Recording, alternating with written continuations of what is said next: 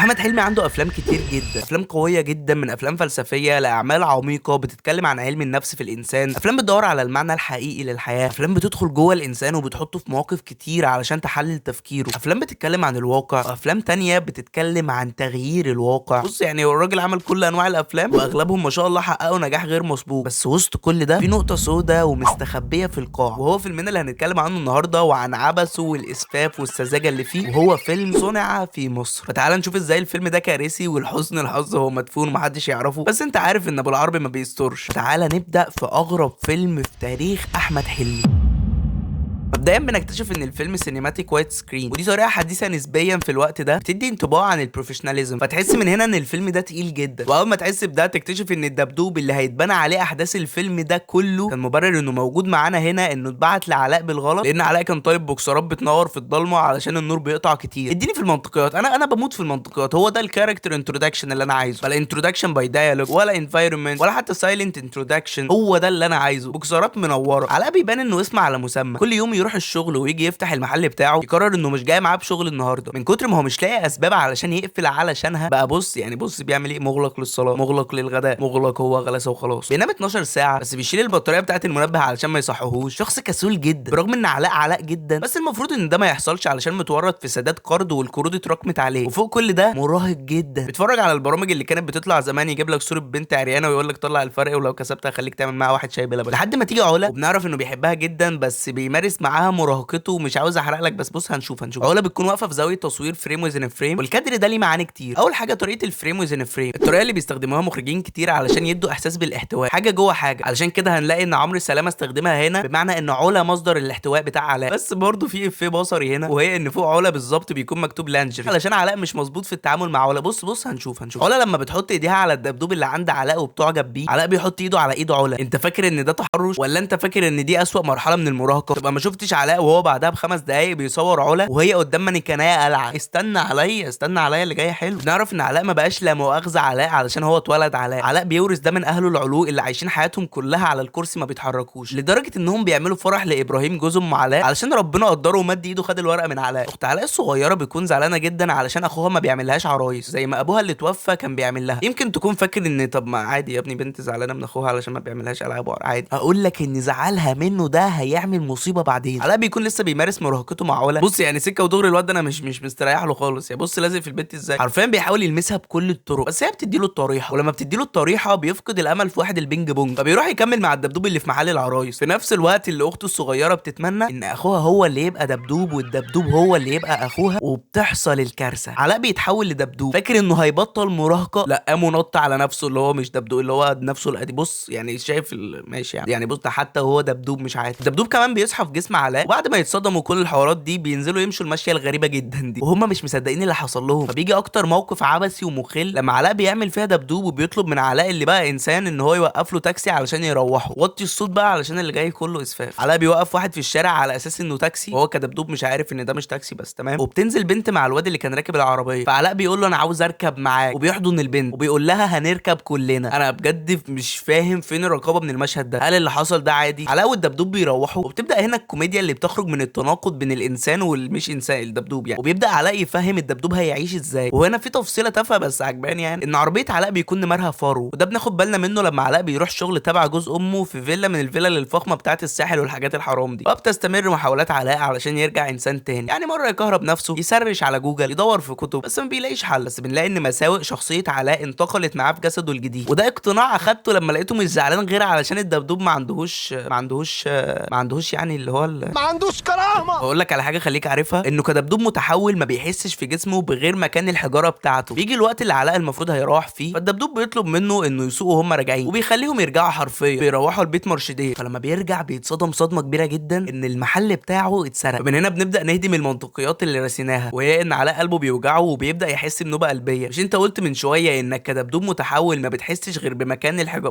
بص هي مش كارثه، بس انا باخد مصدر معلوماتي منك. اصل يعني مش كل يوم واحد بيتحول لدبدوب علشان علشان انا كمشاهد ابقى عارف هو بيحس بايه. علاء لما بيعرف ان المحل اتسرق بيروح وبيتفاجئ بده فعلا، بس لحسن الحظ المخبأ السري بتاع ابو علاء ما اتسرقش. فمن هنا علاء بيقرر يبدا حياه جديده بالعرايس بتاعه ابوه. علاء علم علاء الدبدوب كل حاجه، وبالفعل المحل بدا يشتغل وناس كتير تشتري منهم. بس هل تفتكر ان من الطبيعي ان كل الناس دي مره واحده تعرف وتحب محل علاء وتشتري منه؟ اصلا ازاي اول ما قرر انه يشتغل بجد كل الناس دي قررت انها هتشتري منه، مع ان المفروض يقعد فتره كبيره جدا علشان يبني ثقه جديده في العملاء اللي ما كانوش بيشتروا منه؟ فالموضوع مش بالسهوله دي. علاء بعد ما مشروعه بينجح بيقرر انه هيعمل حركه في قمه الوساخه، فراح على باب بيت علا وكتب لها ورقه بان دي هديه من علاء، ان هو نفسه الكدبدوب هديه من علاء علشان تاخده يعيش معاها في البيت. انا بجد يعني مش عارف ازاي حد توصل بيه المراهقه لكده. علاء بيدخل بيت علا في نفس الوقت اللي بيجي ايميل من شركه صينيه طالبه من علاء انه يعمل لهم عرايس، وده كان شبه حلم علاء ما قبل التحول. علاء الدبدوب بيحاول يقرب من علا فبيشوف اهتماماتها، وعلى حسب اهتماماتها بيجيب لها هديه. فبيجيب لها نضاره. انا عاشق للفن الهادي، انا بموت في الفن الهادي، اديني في الفن الهادي. فعلا بتديله نفس الطريحه بتاعت من شويه، بس بيحاول يفهمها ان الحاجات دي عاديه وانها بتشتغل في الحاجات دي ولازم تتعامل معاهم كقماش. فبيمسك بيبي دول وبيقول لها عادي جدا، هو ده الفن الهادف انا بموت فيه. بيجي لعلاء ايميل من الشركه الصينيه وبيكون مكتوب في الميل انهم عايزين منتجات عرايس كعينه. هنا بقى هتكلم في الموضوع اللي مأجل الكلام عليه من بدري. انا بصراحه مش فاهم قوي فكره ان الصين بتستورد عرايس. هو مش كان العكس باين؟ مش الصين دي من اكبر ان لم تكن اكبر بلد وكيان في العالم في تصنيع العرايس والالعاب؟ هي الايه اتقلبت ولا ايه؟ امسك اي لعبه عندكم في البيت هتلاقي ان مكتوب عليها بالبونت العريض ميد ان شاينا. فانا مش فاهم قوي الحته دي بصراحه. علاء الدبدوب بيقرب اكتر من علا فبيتكلموا مع بعض وعلا بتحبه اكتر، بس في اخر كلامهم بنعرف ان علا ما تعرفش اصلا اسم علاء، فاكراه اسمه علاء الفار وهو اسمه علاء الفارسي. غريبه جدا برغم ان محلاتهم وش في وش لمده سنين، وكمان علاقتهم مش بعيده قوي علشان يعني ما تكونش عارفه اسمه الكامل. بس المبرر بيكون ان اليافطه بتاعه المحل بتاعه بتكون الفارسي ومنوره من الكلمه الفار بس. السؤال هنا هي ما بتشوفش المحل الصبح وبتشوف اليافطه كامله ولا ايه؟ علاء الدبدوب لما بتيجي رساله ليه من البنك علشان ما سددش القرض امه بتقول له هو انت هتستنى لحد ما يجوا يقبضوا عليك في البيت؟ فبيفهم الكلام حرفيا وبيروح يسلم نفسه، وطبعا بيعرف نفسه على انه دبدوب وبيتعامل بناء على ده. فطبعا من المنطقي ان ينتهي بيه الحال في مستشفى الامراض النفسيه، وبيطلب من علا انها تطلعه وبيقول لها الحقيقه كلها وحقيقه الدبدوب اللي عندها في البيت اللي هو علاء الحقيقي. ففعلا بتروح البيت وبتعرف الحقيقه بس بتطرد علاء. فعلاء الدبدوب بيكون بيتكهرب في المستشفى، بس في واحد هناك بيقول له على خطه يهرب بيها من المستشفى وبينفذ الخطه بالفعل، بس بيفتكر ان اللي قال له يهرب قال له ان في الاخر هيقابل فرد امن وبينصحه ويحاول يلهيه ويعدي منه. بس علاء الدبدوب لما ما بيلاقيش الامن بيرجع تاني وبيقول الخطه فشلت. فعلاء الحقيقي بيكون قاعد مع اخته وهي بتكتب وبتقول انها اتمنت قبل كده ان علاء يتقلب دبدوب علشان ما كانش عامل لها عرايس، فبيعرف ان كل ده بسبب امنيتها وبيقرر يعمل لها العرايس، وبالفعل بيعمل كده بغض النظر عن انه ازاي عمل العرايس بايده دي. بس تمام يعني. علاء بيروح لعلا يقول لها انه عايز يهرب علاء الدبدوب من المستشفى، فعلا بتفتكر ان كان في دكتور بسباس كان بيعاكسها وادالها رقمه، فبتروح له فعلا علشان تسرق منه المفتاح اللي بيها تهرب علاء. فقبل ما الدكتور يلمس علا بثواني علاء بيجي ويضربه لحد ما يغمى عليه، وبتبدا رحله انهم يدوروا على المفتاح اللي هيهربوا بيه علاء. والكارثه هنا انهم بيلاقوه بمنتهى السهوله اللي في الدنيا، عارف اللي هو تخبيه ودور عليه تاني ايه ده؟ بس بالسهوله دي خبيه وندور عليه تاني، يعني مفيش طريقه مباشره اكتر من كده. المهم انهم بيروحوا المستشفى فبيبقوا مش عارفين هيدخلوا ازاي، فمن الصدفه البحته ان بيبقى في بتاع بلالين معدي جنبهم، فعلاء بيقرر انه هياخد منه كل البلالين اللي معاه علشان يطير بيها ويدخل من جوه. فعلا منطقي جدا ان يكون في واحد بيبيع بلالين هيليوم في نص الليل في مكان مقطوع. نقف هنا شويه، هنا عندنا مشكله. علاء عاوز يدخل جوه فمش عارف يدخل جوه، فبياخد بلالينه وبتطيره لفوق. طيب علاء وصل لفوق هينزل ازاي بقى؟ احنا بطريقه ما هنخلق غراب يهاجمه ويفرقع له البلالين علشان ينزل بيها المستشفى.